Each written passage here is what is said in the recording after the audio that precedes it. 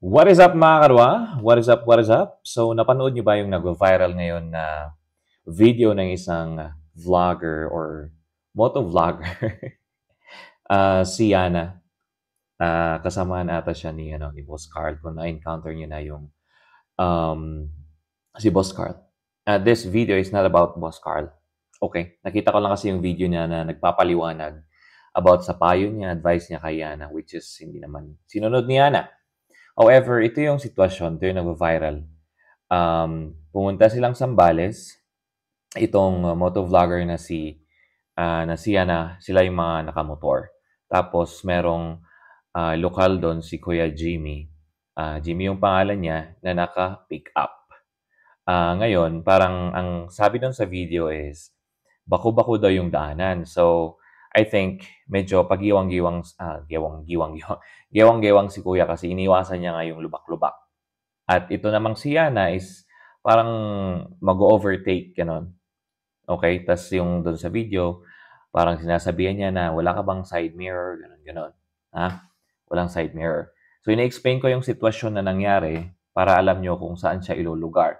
Kasi, sasabihin ko sa inyo yung para sa akin lang, yung para sa akin lang, yung mga klase ng mga rider or klase ng mga driver, um, ng mga sasakyan or ng mga motor, Tapos after pala nun kaya sila I think, medyo sumama yung loob ni Kuya is pinakyuhan daw siya ni Ana. Ngayon si Ana naman I think iniisip niya yung safety niya. Kasi nga daw hindi tumitingin sa side mirror si Kuya, Kuya Jimmy, siguro medyo naano siya sa, pag-overtake niya at ta's nag-overtake pala si Ana sa right side, okey? So yun yung sitwasyon. Hindi naman umabot talaga sa talagang, alam mo yun, yung sagutan o kaya ng gulpihan, ng gulo, ng suntukan ni Yana at Kuya Jimmy at yung mga kasama niya kasi parang si ano lang talaga yung sobrang init ng ulo, si Yana, okey? Si Kuya Jimmy nagtatanong siya kung bakit namakyo si Yana tapos yung kasama naman ni Yana umaawat sila. Kasi nga, dapat lang silang umawat, dapat lang silang ano, mag-enjoy lang sa kanilang rides. Lalong-lalo na't dayo sila. Yun nga yung sabi ni Boss Carl na dayo lang sila. Lagi daw niyang pinapayo sa mga kasama niya na, huwag magpadala sa emosyon, gano'n, maging, yung purpose nila is para mag-enjoy, mag-relax, mawala sa mainit na or maingay na lugar, 'di ba? Punta sila sa bundok, sa mga, magandang ano, pasyalan. Yun yung malayo sa kabihasnan, ika nga. Ayan. So, para sa akin, ito naman yung tingin ko na, alam mo yun, yung klase ng driver. Meron kasi diyan yung ang una is mainitin ang ulo. Konting ano lang, konting makita lang na kamalian or konting makita na hindi hindi naman mali pero, ayaw nila is mainit na yung ulo, 'di ba? Meron din 'yan yung pangalawa is yung mga mayayabang, na akala mo sa kanila yung daanan, akala mo sa kanila yung daanan, sila yung nagpasemento o kaya sila yung gumawa ng daanan mismo. Meron naman diyan yung feeling mas nakakataas, kayabangan na rin yun, mas nakakataas sa kapwa dahil may kapit o kaya ay, sikat sila. Okay, alam mo yung feeling mo na dahil sikat ka, maraming nakakakilala sa'yo o kaya naman may connection ka, may kakilala kang,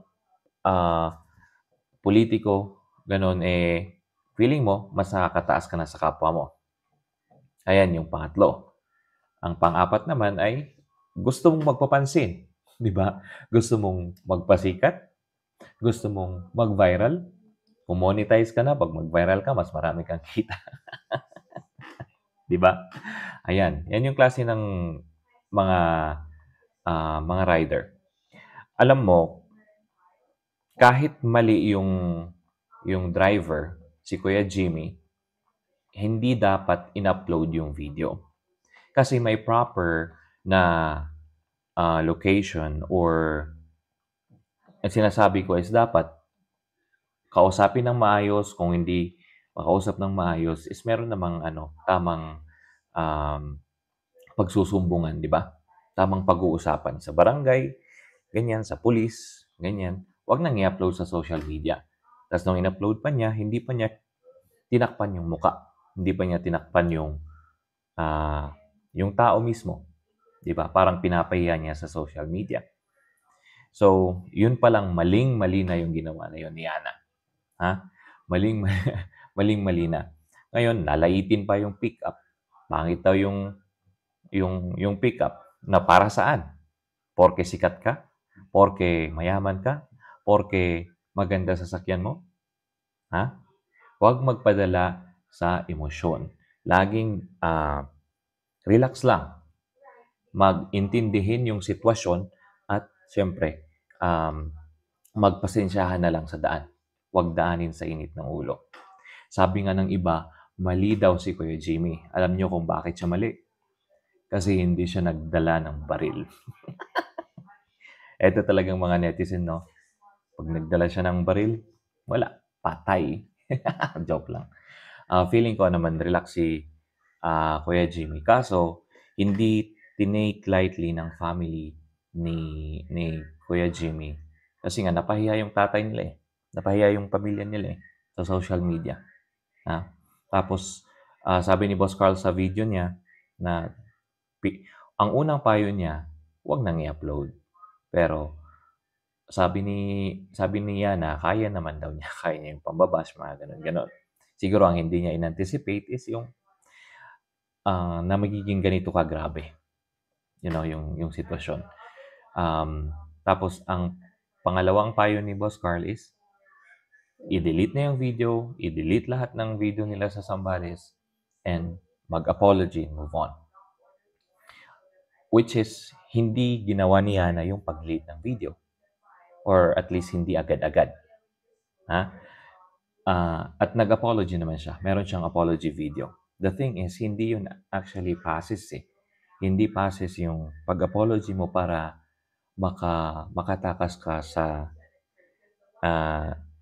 batas or makatakas ka sa kung anumang batas na violate mo. Or hindi yun passes para hindi ka kasuhan. Hindi yun, yung pag-apology mo is hindi yun automatically na tatanggapin ng pamilya, 'di ba? Ayan, feeling ko yung anak daw niya magkakaso.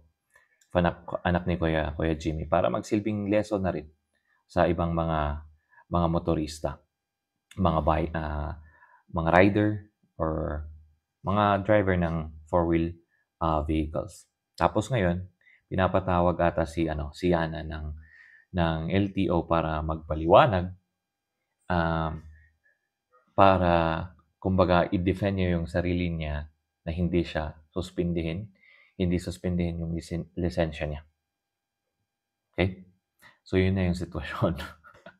Ngayon, basta yun yung parang last na update na nakita ko. Pinapatawag siya and magsasampa daw ng kaso yung anak ni Kuya Jimmy.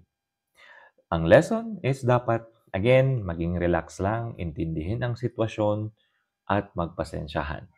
Huwag mainitin ang ulo, huwag mayabang. Kung may kaya ka man sa buhay, huwag mong iisipin na ikaw ay nakakataas. May pera ka lang, pero lahat tayo pantay-pantay. Kung may kapit ka man, huwag mong isipin na mas nakakataas ka. Well, may kapit ka lang. Siguro kung may kapit ka ay mas, anong tawag doon? Kasi iniisip mo kasi may kakampi ka eh. Pero hindi dapat ganun, ha? Huwag isaulo.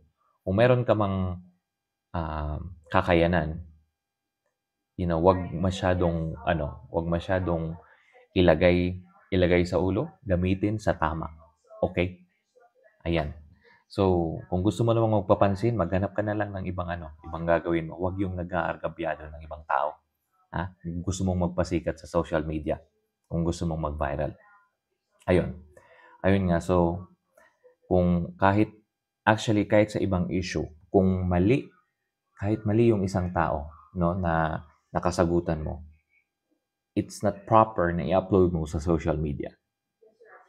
It's not proper because that's not the right forum to discuss it and resolve the issue. Hindi yan sa social media. Siguro kung blinak out mo yung tao, blinak out mo di ko alam, nakita yung plate number. Blinackout mo yung plate number ng sasakyan or yung sasakyan mismo, ha? Kung blinackout mo yun, eh, puwede pa siguro kasi hindi ma-identify 'no, kung sino yung tao. However, yun na lang, lesson learned para sa lahat. Peace and,